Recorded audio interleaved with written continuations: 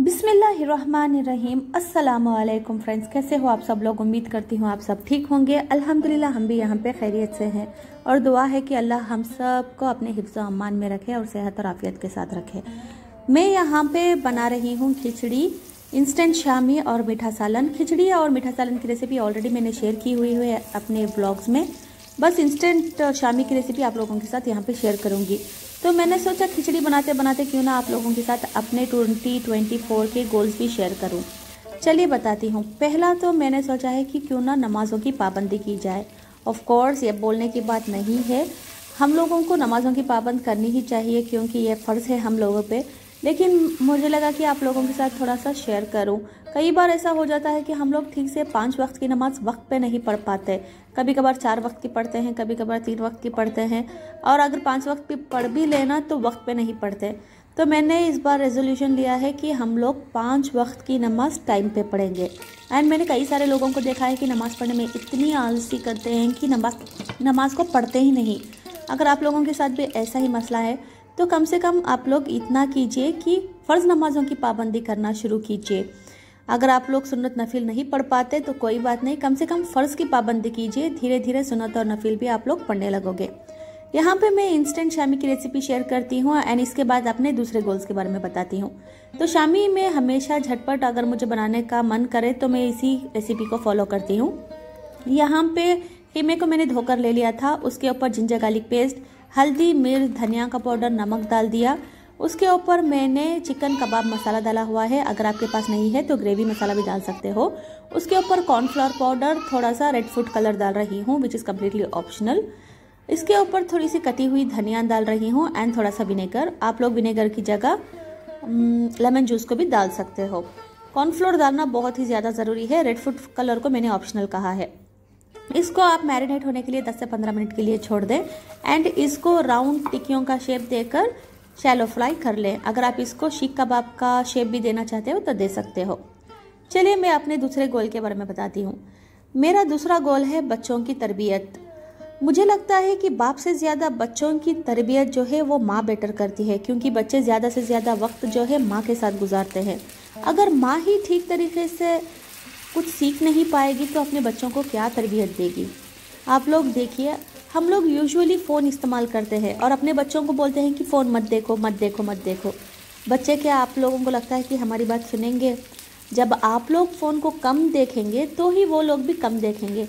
अगर हम लोग ए करेंगे और उन लोगों को बोलेंगे कि बी करो तो वो ऐसा नहीं करेंगे, क्योंकि बच्चे जो देखते हैं वही सीखते हैं। सिर्फ यही तक नहीं है, हम लोगों को बच्चों को ना सही रास्ते में गाइड करना चाहिए। आजकल का माहौल इतना ख़राब है, अगर हम लोग ही पाबंदी से कुछ फॉलो नहीं करते तो आप लोगों को क्या लगता है कि हमारे जाने के बाद हमारे बच्चे अच्छे से सब चीज़ कर लेंगे? जी बिल्कुल भी नहीं। बच्चों को सही गाइड करना बहुत ज़्यादा ज़रूरी है, चाहे वो दुनिया के मामले में हो या फिर दीन के मामले में। उन लोगों को हलाल हराम की नॉलेज देना, उन लोगों को क्या सही है क्या गलत है बताना, उन लोगों को झूठ चोरी इन सब चीज़ों के बारे में बताना, उन लोगों को सही गाइड करना बहुत ज़्यादा ज़रूरी है।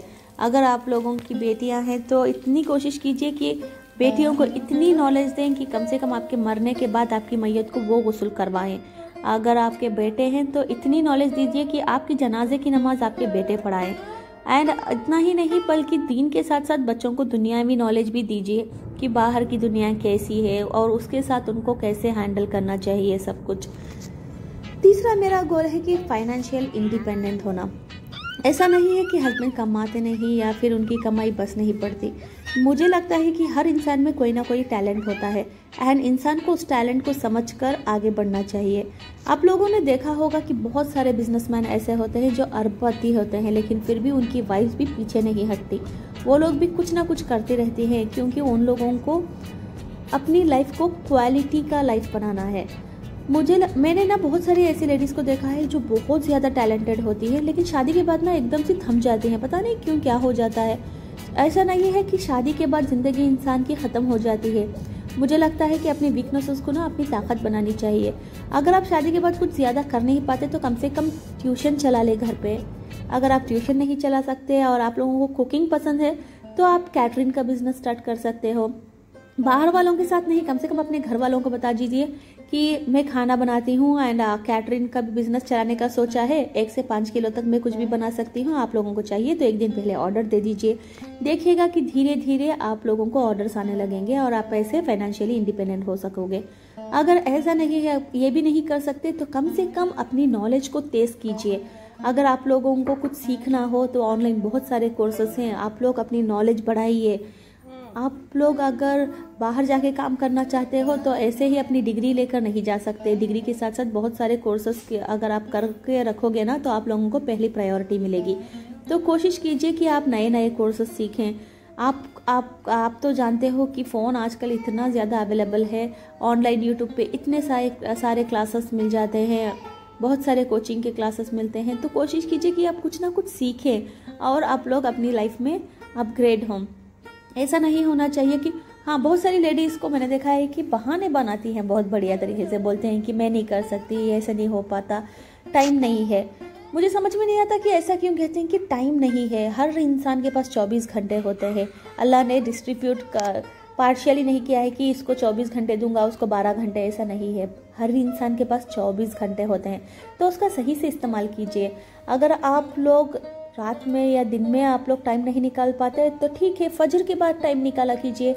आधे घंटे से 1 घंटा अपने आप को अच्छा बनाने की, सुधारने की कोशिश कीजिए।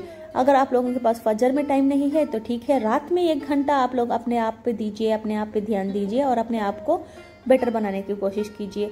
ज़रूरी नहीं है कि इंसान जो है दिन में ही कुछ करे। आप लोगों के पास सुबह का वक्त भी है, शाम का वक्त भी है। कुछ ना कुछ करने का सोचिए एंड अपने आप को ना थोड़ा बेटर बनाने की कोशिश कीजिए। अगर आप लोग कमाने में इंटरेस्टेड नहीं हो तो ठीक है। अगर आप लोगों को अरबी पढ़ना आता है तो अरबी को मानी के साथ पढ़ने की कोशिश कीजिए। अगर आप लोगों को मानी भी आती है तो हिफ्ज़ करने की कोशिश कीजिए। कुछ ना कुछ करने की कोशिश कीजिए लाइफ में, कुछ ना कुछ नया सीखने की कोशिश कीजिए। चलिए, यहाँ पे मैं आप लोगों को इंस्टेंट खीमे की भी रेसिपी बताती हूँ। यहाँ पे खीमा बनाने के लिए ना मैंने ऑयल में थोड़ा ऑनियन डाला हुआ था, अच्छे से सौटे करने के बाद जिंजर गार्लिक पेस्ट, देन खीमा आलू डाल के हल्दी नमक डाल के अच्छे से कस लिया। उसके ऊपर मैंने टोमेटो चंक्स डाल दिए, देन चिकन ग्रेवी मसाला डाल के टोमेटो प्यूरी डाल दिया। अच्छे से कसने के बाद थोड़ा सा पानी डालकर दम पे छोड़ दिया। एंड बस ये खीमा इतना ज़बरदस्त बना था ना कि मैं बता नहीं सकती। माशाल्लाह बहुत ही लाजवाब बना था। कभी कभार हम लोग बहुत ज़्यादा मसाला डाल देते हैं एंड खीमा बदमज़ा हो जाता है, इसलिए मैंने ये क्विक रेसिपी ट्राई की जिसमें मैंने सिर्फ हल्दी और नमक डाला हुआ है। Apart from that chicken gravy मसाले की जो पैकेट थी उसमें के ही सारे मसाले पड़े हैं इसमें। एंड ये खीमा इस डोसे के साथ ना लाजवाब था माशाल्लाह। आप लोग कभी ट्राई कीजिएगा एंड मुझे कमेंट में बताइए कि आप लोगों को ये रेसिपी कैसी लगी। अगर आप लोग मेरे चैनल पे नए हैं तो लाइक शेयर एंड सब्सक्राइब ज़रूर कीजिएगा ताकि मेरी हर नई वीडियो आप लोगों तक जल्दी पहुँचे, वो भी फ्री में। तो बस इतनी ही बात आप लोगों के साथ मुझे शेयर करनी थी कि हमेशा अपने आप को थोड़ा बेटर बनाने की कोशिश कीजिए, पहले से बेटर। फिर मिलते हैं अपने अनदर ब्लॉग में। अस्सलाम वालेकुम।